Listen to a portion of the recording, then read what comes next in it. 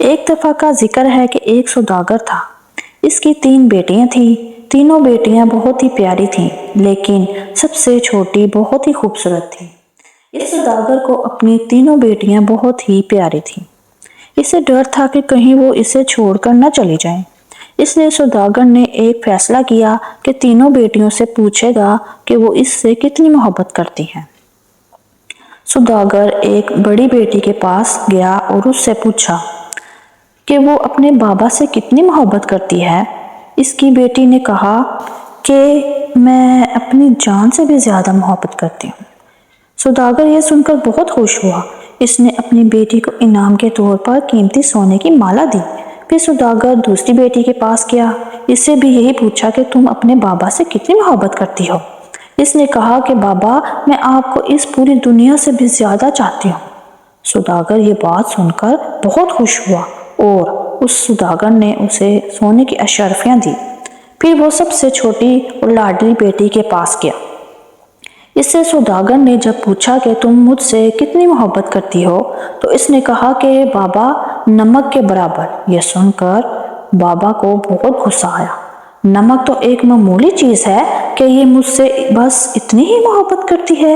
اس بات پر سوداگر نے اسے بہت ڈانٹا اور غصے سے کہنے لگا، تم مجھے چھوڑ کر ایک دن چلی جاؤ گی، تم آج ہی چلی جاؤ۔ یہ بات اس کے دل کو بہت بری لگی۔ ایک دن وہ کسی کو بتائے بغیر گھر سے نکل گئی۔ وہ لڑکی ایسی جگہ سے گزر رہی تھی جہاں بہت زیادہ گھاس اگی ہوئی تھی۔ اس نے اس گھاس کا لباس بنا کر پہن لیا اور ایک بادشاہ کے محل کے سامنے رک گئی اور باہر کھڑے ہوئے سپاہیوں سے کہنے لگی کہ مجھے کچھ کام کی ضرورت ہے، مجھے کام چاہیے۔ لیکن وہ نہیں مان رہے تھے۔ ایک باورچی آ کے وہاں پہ رکا۔ شاید اس نے اس کی بات سن لی تھی۔ اس نے اس کو اپنے ساتھ رکھ لیا اور سارے کام سکھائے اور اسے سونے کی جگہ بھی دکھا دی جہاں اور بھی عورتیں رہتی تھیں۔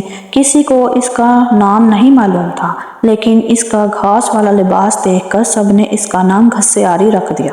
اگلے ہی دن محل میں ہلچل مچ گئی کہ بادشاہ بہت بڑی تقریب رکھ رہے ہیں، اس میں ہر کوئی شریک ہو سکتا ہے۔ تمام ملازمات عورتیں اپنے آپ کو سنوارنے میں لگ گئیں۔ جب تقریب کا دن آیا تو گھسیاری نے جانے سے انکار کر دیا اور کہا کہ میری طبیعت ٹھیک نہیں ہے۔ جب سب لوگ تقریب میں پہنچ گئے تو گھسیاری نے جلدی سے اپنا گھاس والا لباس اتارا اور عمدہ لباس پہن لیا۔ جب وہ تقریب میں پہنچی تو سب لوگ اسے دیکھتے ہی رہ گئے کیونکہ وہ بہت ہی خوبصورت لگ رہی تھی، اور بادشاہ کا بیٹا اس کو دیکھتا رہ گیا اور اس سے باتیں کرنے لگا اور ساری تقریب اس سے باتیں کرنے میں گزر گئی۔ جب تقریب ختم ہوئی تو وہ جلدی سے گھر آئی اور اپنی ہی اصل حالت میں آ گئی اور کسی کو پتہ بھی نہ چلا۔ بادشاہ نے پھر کچھ دن کے بعد تقریب رکھی تو گھسیاری نے دوبارہ سے یہی معاملہ کیا۔ وہ چپکے سے تقریب میں داخل ہوئی۔ اس پر شہزادے نے اس کو بہت ہی قیمتی انگوٹھی دی اور وہ واپس آئی، پھر بھی کسی کو پتہ نہ چلا۔ اگلی بار شہزادے نے جان کے تقریب رکھی تاکہ اس سے مل سکوں، لیکن وہ اس بار نہ آئی۔ شہزادہ پریشان ہوا اور بادشاہ سے کہنے لگا کہ وہ نہیں آئی، اس کا پتہ کروائیں، لیکن اس کے بارے میں کسی کو کچھ معلوم نہ تھا، وہ کون ہے اور کہاں سے آئی تھی۔ پھر ایک بار شہزادے نے ملازموں سے ساگودانہ بنوانے کی فرمائش کی۔ ساگودانہ گھسیاری نے بنایا اور اس میں انگوٹھی ڈال دی، اور شہزادے نے جب ساگودانہ کھایا تو اس میں سے انگوٹھی نکلی۔